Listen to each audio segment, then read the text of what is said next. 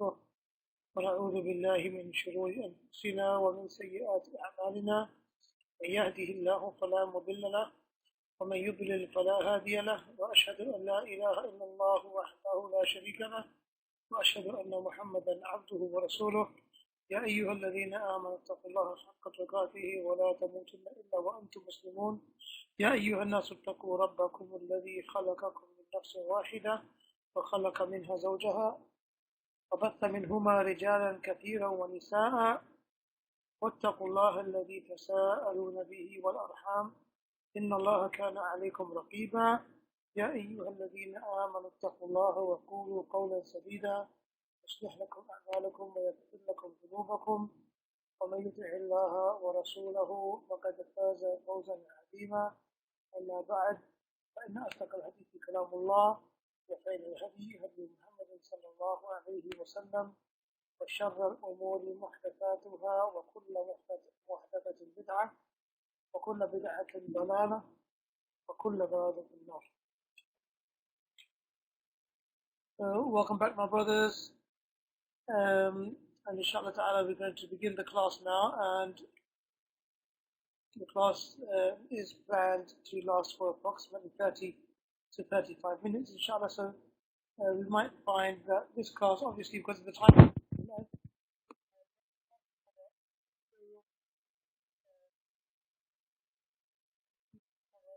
something that is substantial enough for you to go away with, to be able to something for you to revise. And so hence, generally speaking, this class might find that it's a little bit quicker than the other classes. I did send some questions over as homework to the brothers. I apologize for having sent them quite late in the day. But let's have a look at some of the questions here now, that some of those answers Shaykh had given them to us. So one question the Shaykh asks,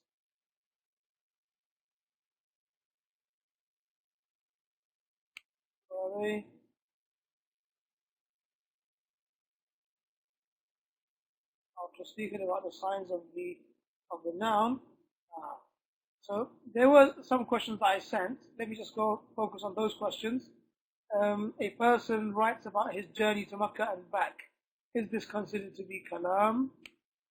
Yes or no? Explain. Can someone take the mic and explain that, inshallah? If you put your hand up if you want to take the mic, and then we'll give you the microphone, inshallah, just to explain the answer to that question. Somebody, he wrote about his account, his journey to Makkah and back. He wrote about it. Is this considered to be kalam? And explain. Someone take the mic and explain that, please. I think you can put your hand up. Is there an option to put your hand up? Or so just, okay, maybe give because Sajid answered. If you give the mic to Sajid, you can give the mic to Sajid, inshallah, then he'll be able to explain to us. Hope that's okay, Sajid. You have no problem? No problem to explain on the mic, inshallah? Is there a delay? Or is there thinking time? Brother Muzammil, can you hear us?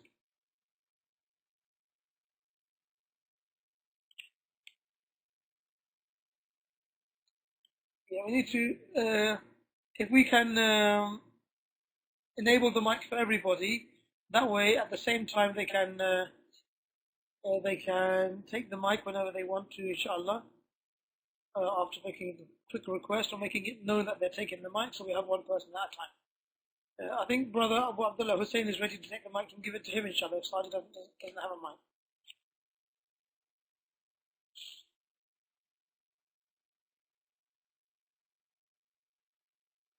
That's fine. So let's enable for the brothers. If you enable it, then each brother can put his own microphone on mute until he needs it. I think that way you'll stop the sound from being disturbed. Am I right? Let's try it, inshallah, see how it goes. In any case, Akhi Hussein, please explain. It's a 30-minute class, and 2 minutes and 57 seconds have gone already. So we need to be, inshallah, we try to get this done as quickly and as efficiently as possible. Grab the mic and give the answer. Is it considered kalam? Explained.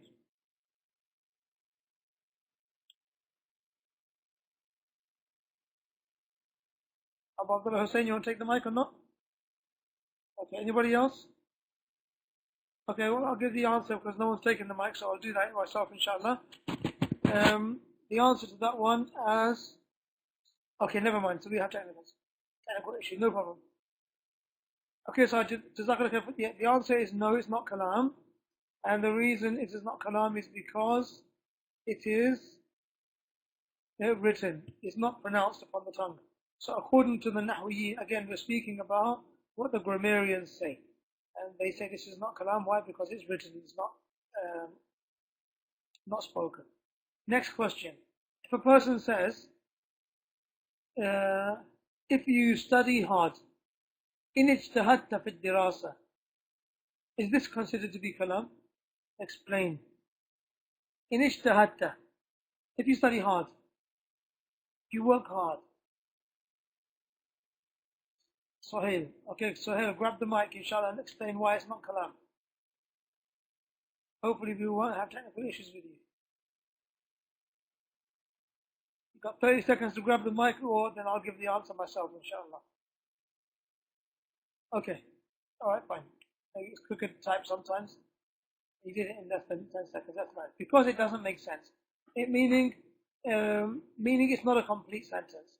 If you work hard, I'll buy you a bike. If you work hard, you will become, for example. Right. But it's not mufid. It's not mufid. It doesn't give a meaning. Right. Then there was another question.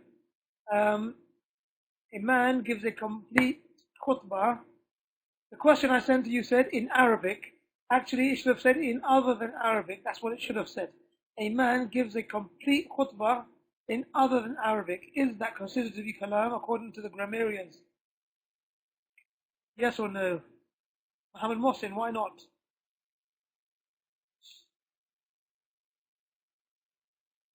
Well done, because it has to be al-wada' bil-wada' al-Arabi. Has to be as the Arabs have placed it, meaning in the Arabic language.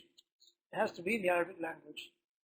Prophet ﷺ, once he was with the Sahaba and he was praying sitting and he realized that they were praying standing. So he turned around and he gave an indication with his hand for them to sit down. So they understood what he meant and they sat down.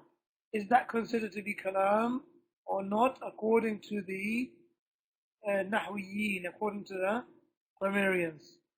So here, well, Jazakallah khair. Because it hasn't, it's not love. It's not spoken, therefore it's not kalam. Yes, Islamically, it takes a ruling. Prophet ﷺ gave them an indication, they understood what he meant. They were obliged to follow the command, to sit down. As far as we're concerned, in this lesson, talking about what the grammarians say, they say that we're talking about love, which is spoken words, not ishara, as Hussein said, it's not kalam, and not written words. Okay. And the last question that I wrote for you brothers was, what's the proof that Arabic language is made up of only three things? Ism, fi'l, and harf. Is it in the Quran? Is it in the Sunnah? What's the proof for this? Do we need proof? What is the proof if we need it?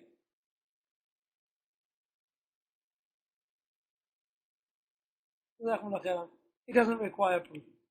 It doesn't require proof. And why not?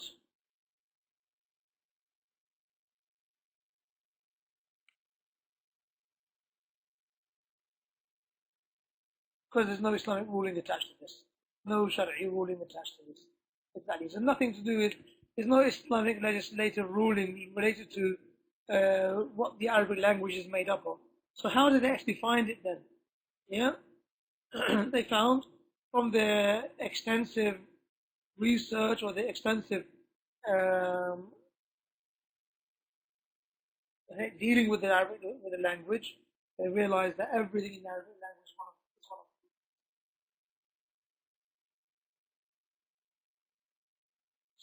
is one of three things, and that the Arabic language doesn't come out from any one of these three. Okay, let's move on. There are so many other questions that the Shaykh asked, but I'm going to move on, inshallah, to save time, so that we can get to the next alama, the next sign from the signs of al-ism. Just as a reminder, my brothers, what were the four signs of an ism, of a noun, that the Shaykh mentioned, that Ibn al-Aajrummiyyah mentioned? What were they again? How do we know a word is a noun?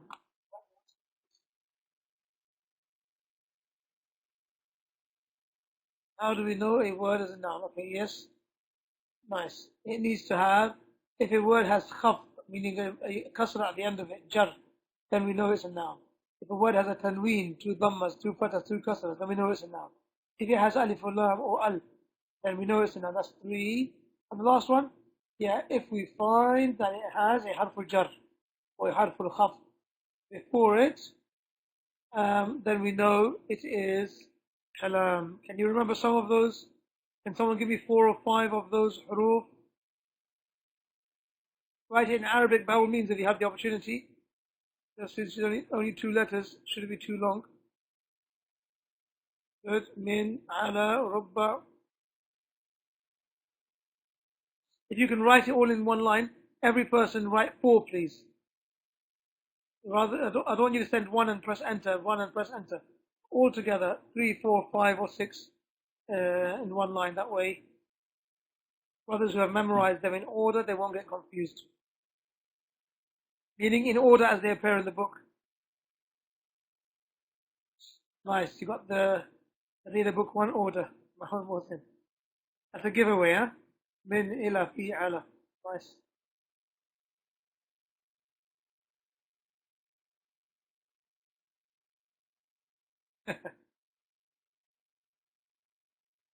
التاء والكاف والواو.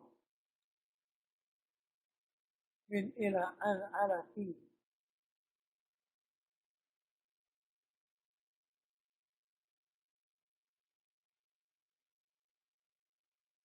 نعم brothers. جزاكم الله خيرا.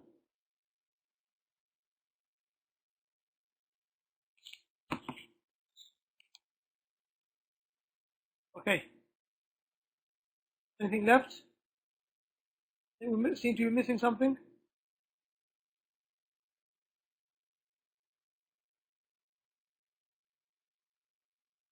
We've got the kaf, tashbih, we've got rubba, we've got min, we've got fi, we've got ila, we've got ala, we've got the ba. What's left?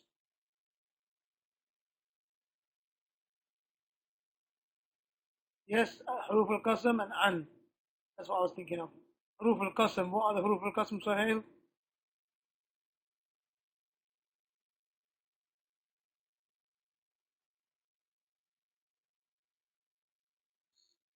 Yeah. Waw, ba, and ta. Bearing in mind that in outside of the subcontinent, we're not going to say V. We're going to say W. Normally we say W or wow, as opposed to that. But I know that the pronunciation issues are there. No problem, inshallah. Wow. Okay. Let's move on, guys. Let's go and look at these huruf al-jar that the Shaykh is going to speak about now. Because right at the beginning, after mentioning the 4 signs of the ism, Ibn al-Aajrummiyyah, he mentioned what they were. Okay, let's take it back to that place, just to remind you, at the beginning.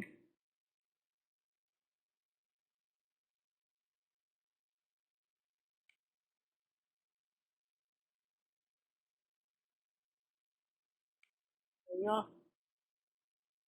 Okay.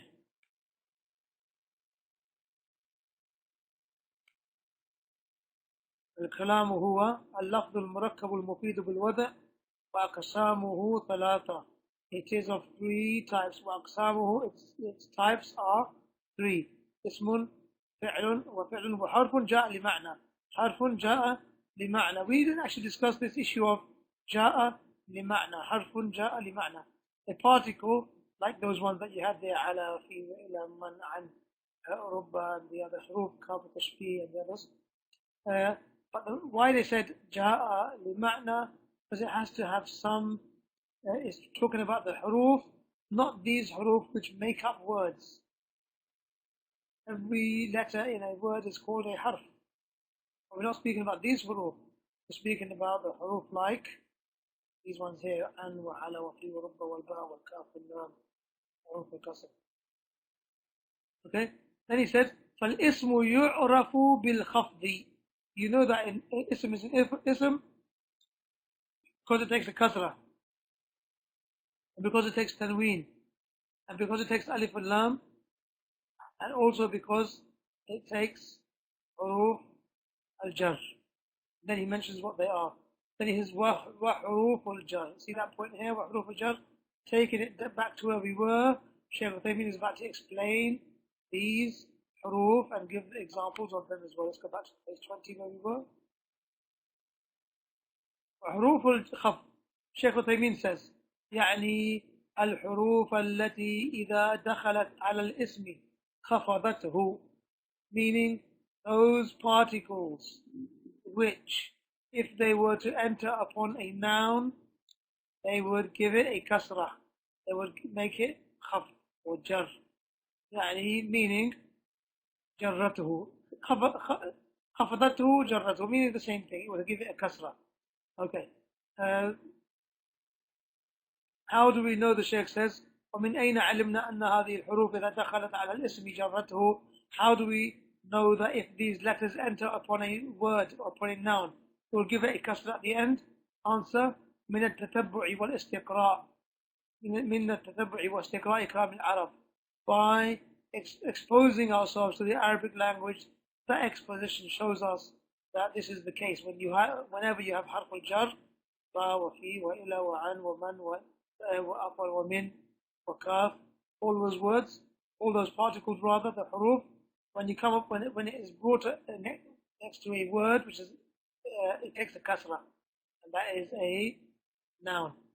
وإلا ليس هناك قرآن ولا سنة تدل على هذا. Otherwise, the Shaykh says there's no Quran and Sunnah proof telling us that this is what happens. But this is what the Arabs used to say. لكن العرب إذا دخل حرف من حروف الخفض على كلمة خفضها. The Arabs used to announce the next word with a kasra at the end of it.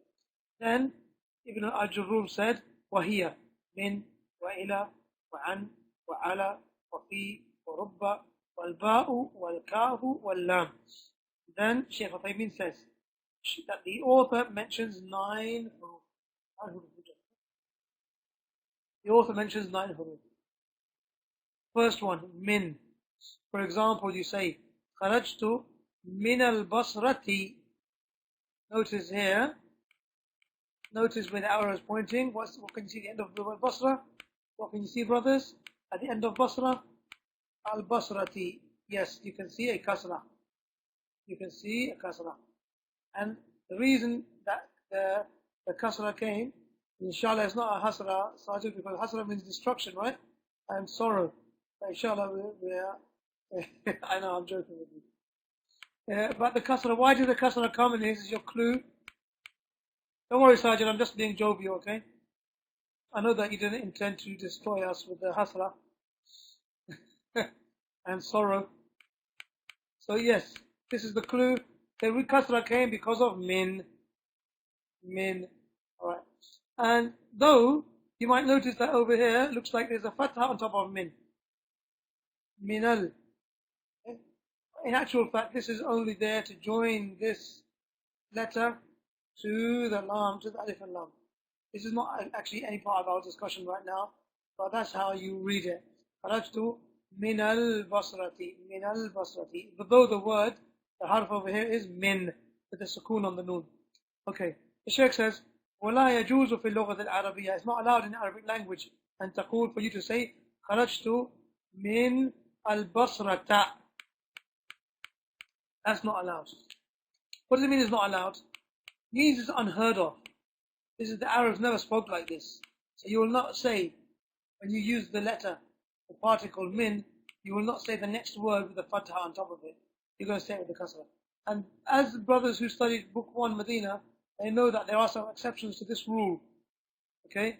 But those exceptions, you'll find each and every one of them are without alif and lam. Okay? I'm not going to go into it in detail, but some of you may know that you're going to say, kharajtu min Makkah. Min Makkah. Ti or min Makkah. Min Makkah. Okay? That's an exception to the rule. It's called mamnu' min as-sarf.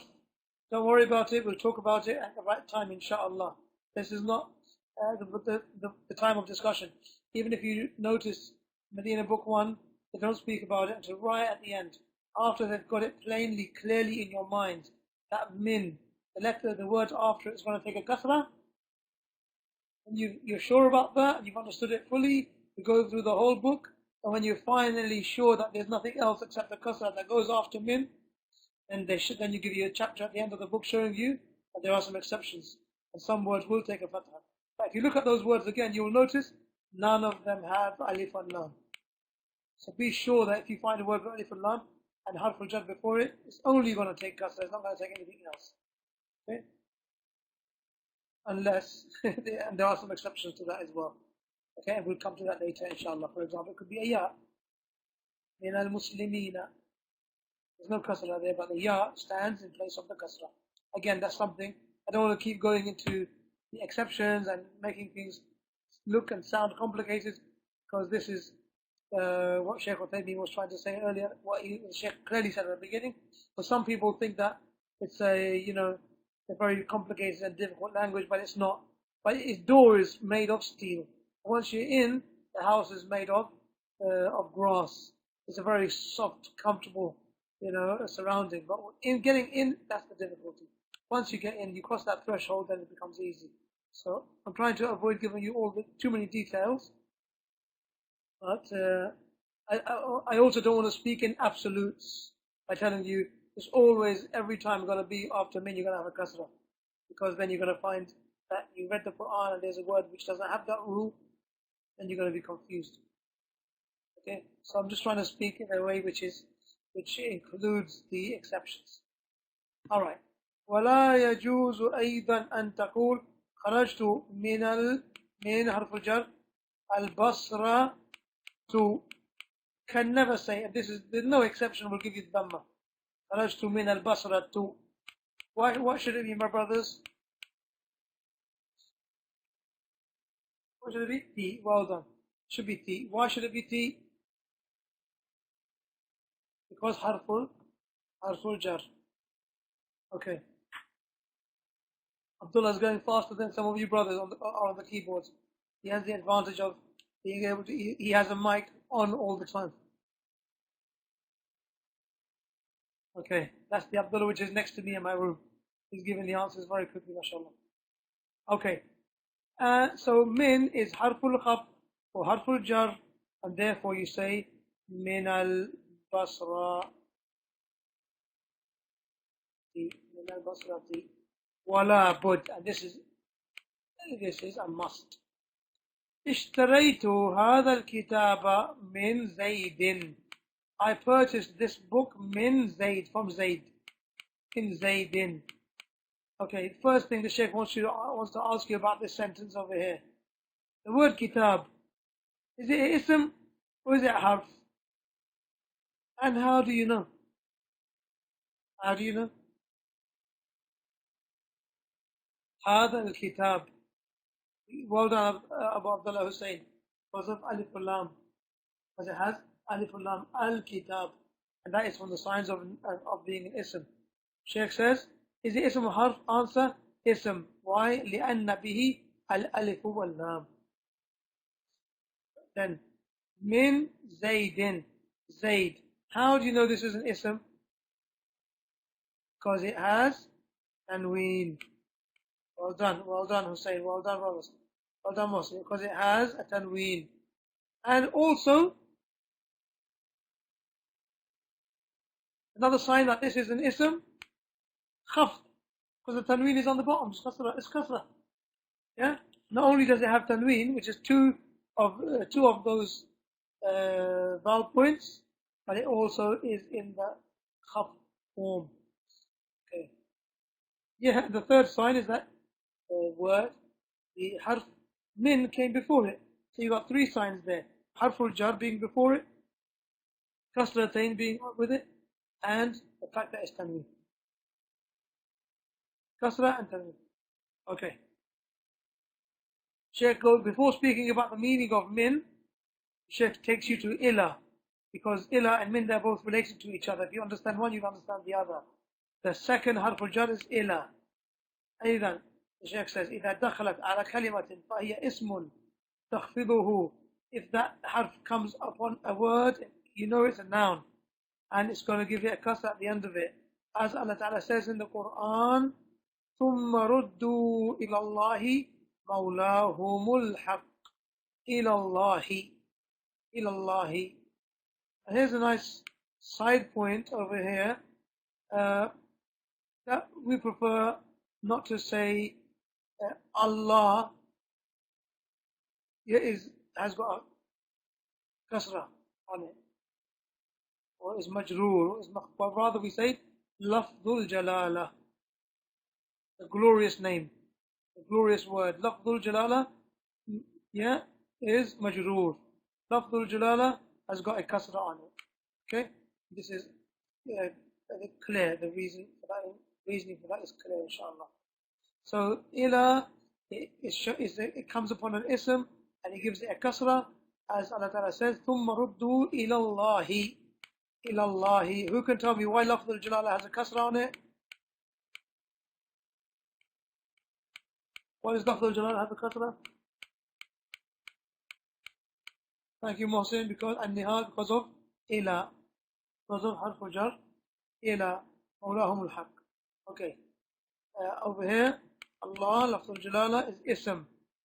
Okay, what's the proof? Meaning, what are the signs that this is an ism?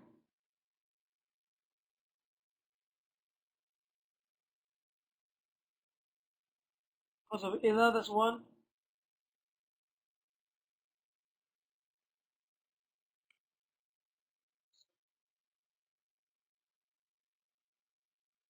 Okay, Sajid, why are you using 24 size font? Today is your day, huh?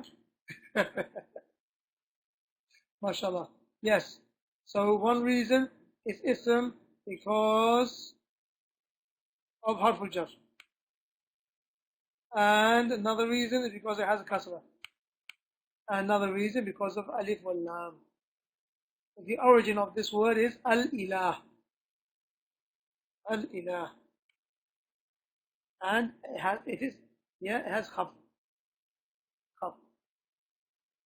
Okay, guys? Don't memorize your typos, guys, because these words have different meanings.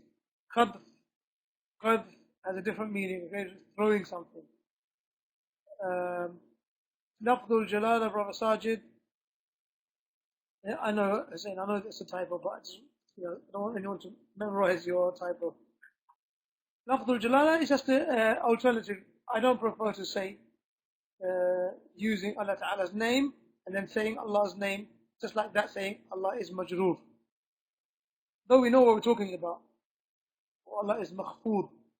So in order to save that wording, which is innocent wording, doesn't mean it has a bad meaning, because we're speaking about the linguistic aspect of the word, but at the same time, to avoid that wording, to save a person from having to say that, we can say Lafdul Jalala, meaning this is Allah Ta'ala's this glorious word. Is Lafdul Jalali Mahfood.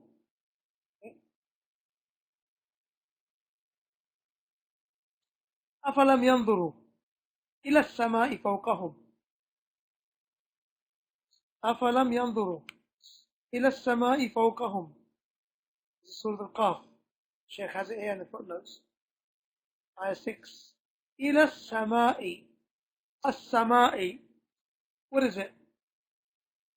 Ism or fi'l or harf? السماء. Why is it ism? Well done. Why is it ism? So, and السماء. Yeah, because of the khaf and the jar, correct? That's one sign. Alif ulam and the harful khaf. Hussein, thank you. Because of the harful khaf. Well done. Okay. Now the Shaykh speaks about the meaning of these two words, these two harfs. Huroof.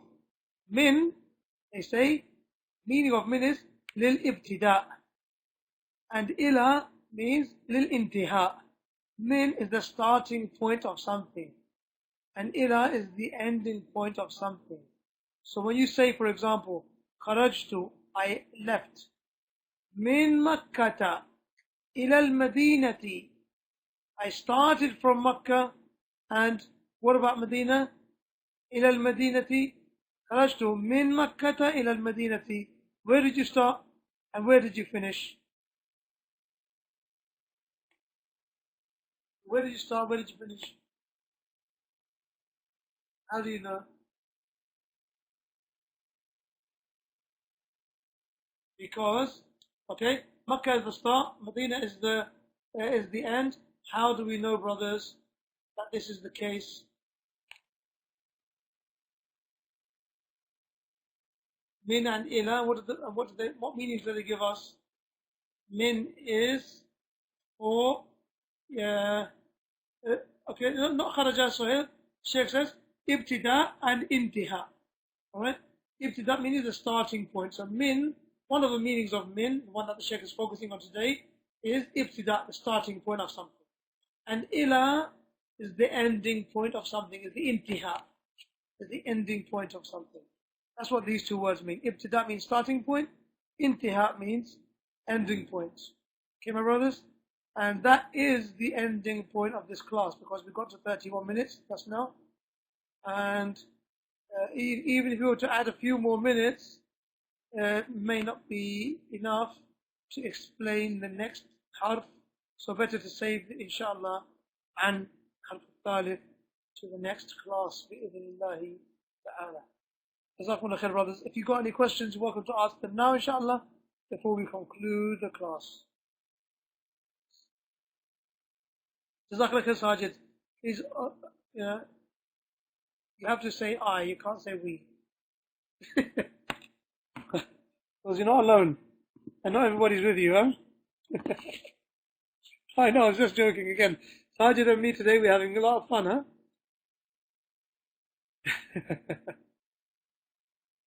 Seems like all the jokes are on you. I hope you're smiling, like I am. Okay, it's actually going to be Isha over here very soon, inshallah. I think it's important to be consistent, inshallah, with our plan. The plan is to keep Wednesdays, as it's a weekday, as a 30-minute lesson. And though, alhamdulillah, you brothers, mashallah, love to learn and you love the knowledge, and I'm sure you're very happy to be here for longer than the time that is initially allocated. But just to keep consistency and to be able to do something long term, Messenger sallallahu alaihi wasallam said, أحب الأعمال إلى الله أدومها وإن قلت. Yeah, and the meaning of that is summed up in Sahil's words. Better to be slow and steady, inshallah. That's the summary of this hadith. The most beloved actions to Allah are those which are done most consistently, even if they are few. So inshallah ta'ala, just take it easy, and whatever Allah ta'ala gives us the tawfiq, the ability to do, we'll do, inshallah. We ask Him subhanahu wa ta'ala for ikhlas and seeking His pleasure for all of this, and to make us His humble slaves and servants, not those who will seek knowledge of His religion and as a result begin to seek fame and to seek position amongst people and to seek to argue and to outdo others. We ask Him to keep us sincere and protect us from becoming proud and jealous of others, from those who seek knowledge in order to act upon it, and from those who seek knowledge in order to remove ignorance from themselves. We ask Him subhanahu wa ta'ala to make us from those people who recognize their level and their station, their status, and that they are not deluded, not from those who become deluded by themselves because they learned something. Allah subhanahu wa ta'ala forgive us and protect us, forgive us for our shortcomings and protect us from erring. والحمد لله رب العالمين وصلى الله وسلم على نبينا محمد وعلى آله وصحبه وسلم. Go ahead, Sajid. What did you hear?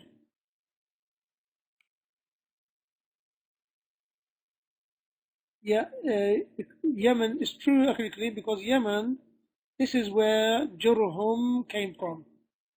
Jurhum, this is the tribe that came to Makkah, right? Where Ismail alayhi salam married amongst them. And so yes, Yemen, this seems to be the place, the asl of the Arabs. And the Arabs are of two types: Al-Arab al-Ariba, Al-Arab al-Musta'bira, Al-Musta'riba. Arabs who were originally Arabs, and those who became Arabs through the introduction of the language to them. Shaykh Fawzan explains this in one of his footnotes, if I'm not mistaken, at the beginning of his explanation of Rasul al-Thalatha. Good place to go back to, inshallah. I don't have that full breakdown. I don't have a full breakdown in my head right now. If that book comes next to me, right, inshallah, I'll be able to mention it to the brothers. Allahu A'lam.